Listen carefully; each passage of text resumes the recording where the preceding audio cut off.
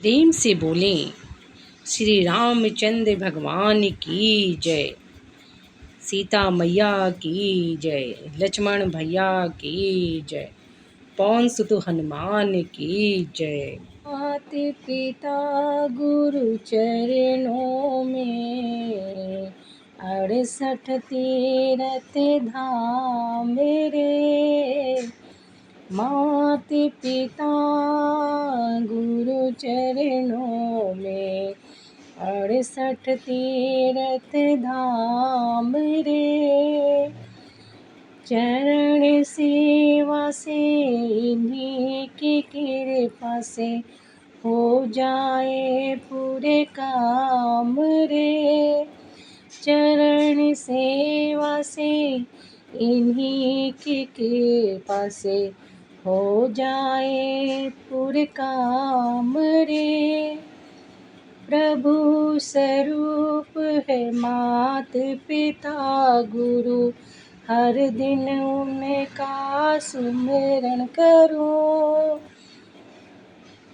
प्रभु स्वरूप है मात पिता गुरु, हर दिन उनका सुमिरन करूं। आशीष देते अंतःकरण से पूरे मन के काम रे। चरण सेवा से इन्हीं की कृपा से हो जाए पूरे काम रे।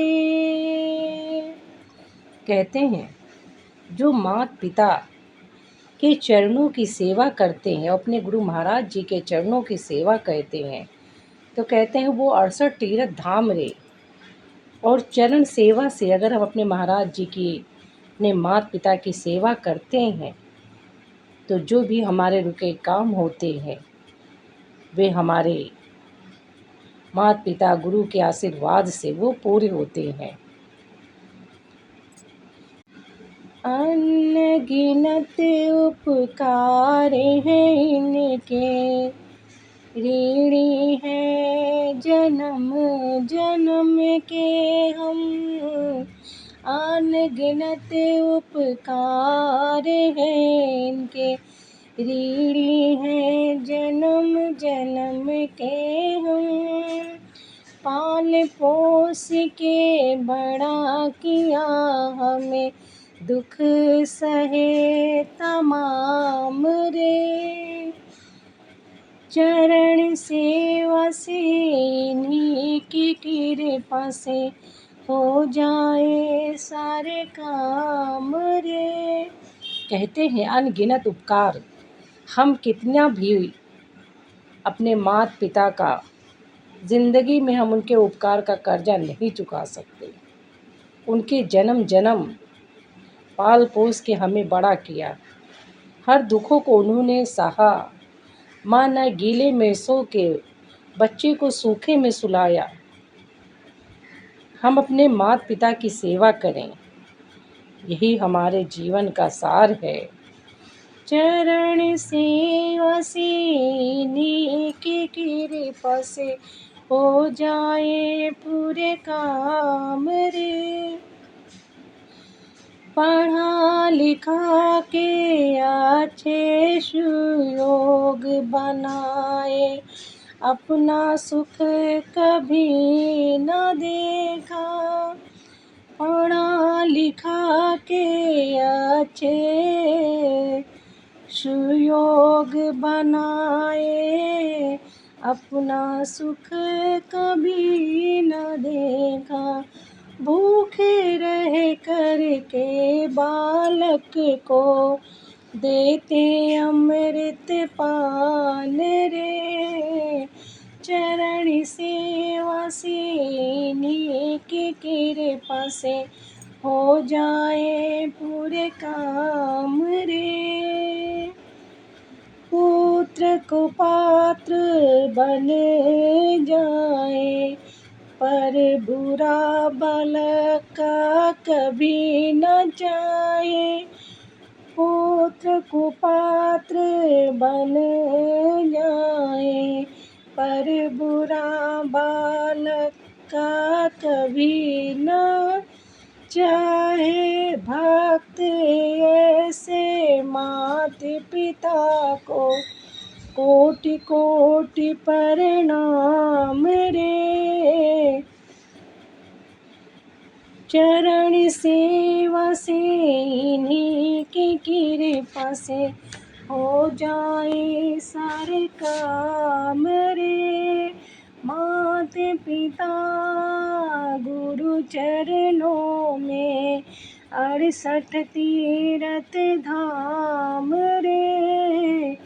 माता पिता गुरु के चरणों में 68 तीरथ धाम रे। प्रभु श्री रामचंद्र जी ने अपने माता पिता की आज्ञा का सदैव पालन किया। हर किसी के मन में इच्छा होती है कि हमारा बेटा राम जैसा बने, भाई लक्ष्मण जैसा हो। सबके मन में यही इच्छा होती है, और हमारी बहू सीता जैसी हो। राम की इच्छा सभी लिए रहते हैं अपने मन में। अगर हमें बेटा हो तो राम जैसा हो, जिसने तनिक मात्र भी न सोचा और अपने पिता की आज्ञा का पालन किया। जब कैकेयी माँ ने 2 शर्तों पे दशरथ जी से वादा किया था कि हमें जब मौका आएगा तो हम आपसे उस वचन जो राजा दशरथ जी ने दिया था, उस वचन की हम मांगेंगे कि हमें क्या चाहिए। और जब उसका समय आया तो कैकेयी माँ ने वो चाहती थी कि भरत हमारा बेटा राज सिंहासन की गद्दी पर बैठे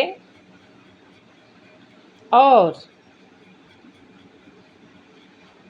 राम जी को 14 वर्ष का वनवास मांगा।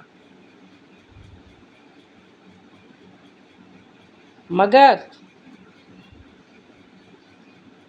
राम जी ने एक बार भी नहीं पूछा कि पिताजी आप ऐसा क्यों कर रहे हैं। उन्होंने तनिक मात्र भी इस पर विचार नहीं किए, सोचा भी नहीं, बस पिता की आज्ञा पे मानकर 14 वर्ष के वनवास के लिए चले गए। वो तो स्वयं भगवान रामचंद्र जी हैं, फिर भी उन्होंने कितने कष्ट काटे। 14 वर्ष का जिसको राज सिंहासन होना था, उन्होंने 14 वर्ष का वनवास काटा। यही हमारे जीवन का कि हम अपने माता पिता की आज्ञा का पालन करें, और जो ही अपने माता पिता की आज्ञा का पालन करता है उससे भगवान भी बहुत प्रसन्न रहते हैं। अपने गुरु के चरणों की सेवा करें। यही हमारे जीवन का अपने जीवन में अपनाएं, उनकी भक्ति को अपने जीवन में उतारें।